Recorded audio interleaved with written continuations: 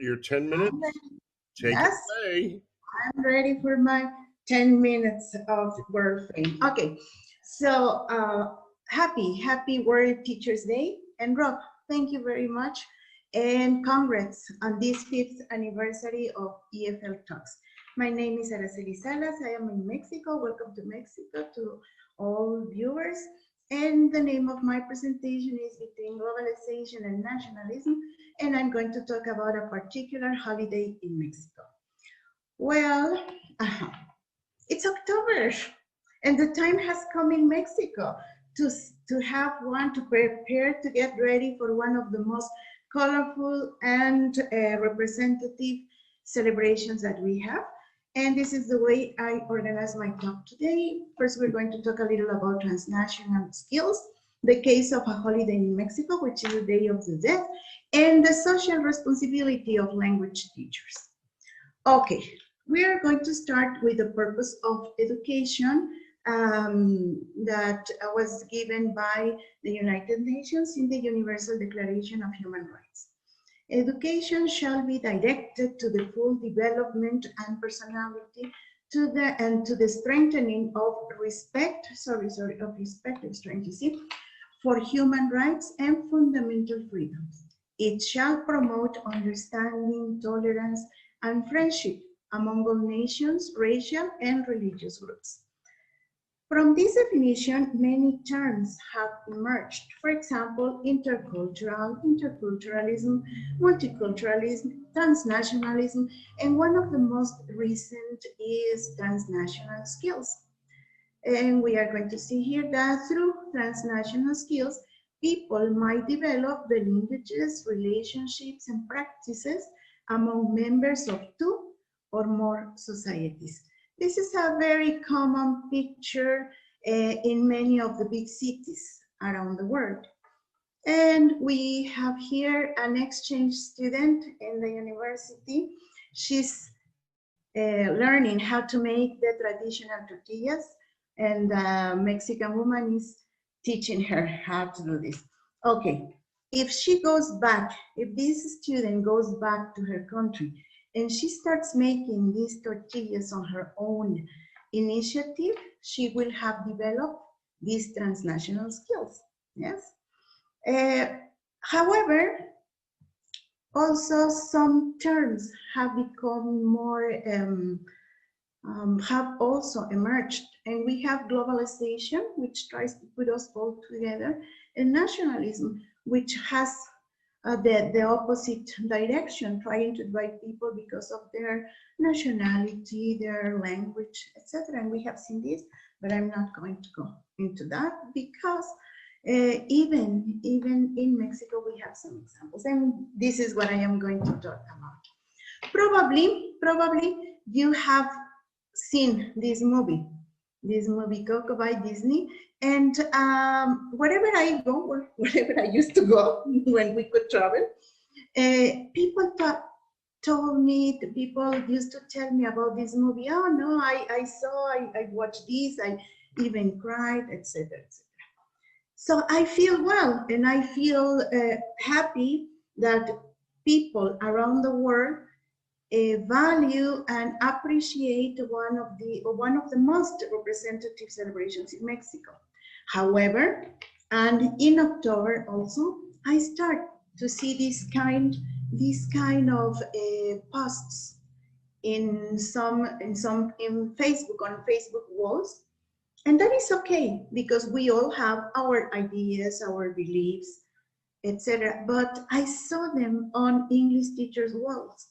And I said, wow, if we like people to appreciate our culture, why not? Why shouldn't we not appreciate other cultures' expressions too? So I developed two questions that I posted, of course, on social media. The questions were, being an English teacher in Mexico, how do you live the celebrations of Halloween and the Day of the Dead? Which one do you celebrate and why? And you can see here, I'm sorry if you're hungry, You can see here one of these very traditional offerings that you can see in Mexican houses around these days.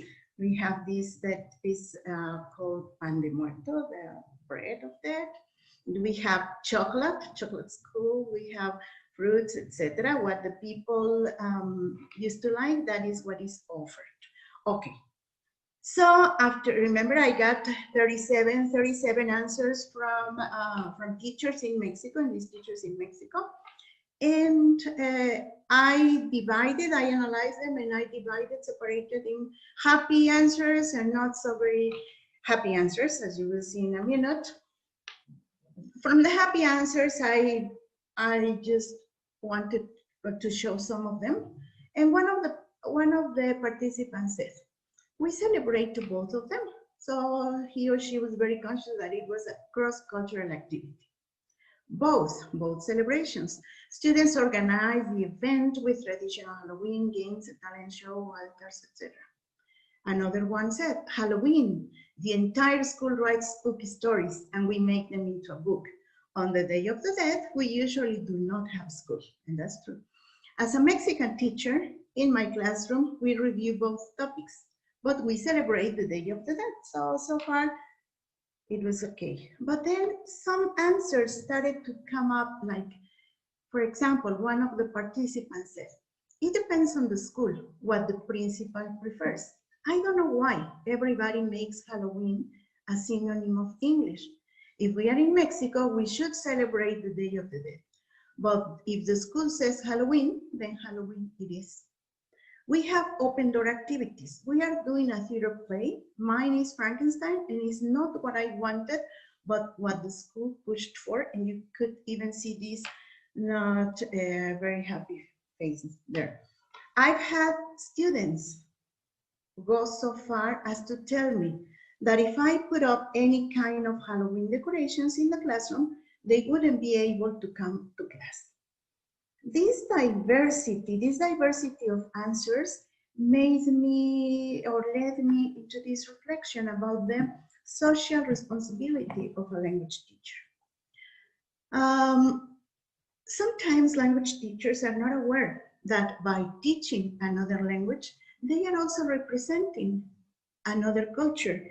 And sometimes they are the only contact that students have with that culture, especially in countries where English is taught as a foreign language. This development of transnational skills does not imply sacrificing one's identity. On the opposite, we are modeling the appreciation for other cultures and for other practices. So the English teacher or the language teacher in general, and specifically in this case, the English language teacher, should promote values as empathy and respect in the classroom, just like this one. Because, why? Because the language classroom should reflect the example of what the world can be in terms of respect, empathy, and peace. And that's what I wanted to tell you. Yes, that's thank you very much. And you even have a minute left. Oh, okay, good. I want to say something. Yeah, Very quickly. Yes, the first this is thing. I have to thank you, Rob, because when the first time I was in the EFLtalks, it was the first time I was on an internet talk, and it showed. And it showed. I couldn't even speak, and I was I was so nervous, so afraid. So that's something else I have to thank you for. Now I feel more comfortable. I feel happy. I can see people, and I'm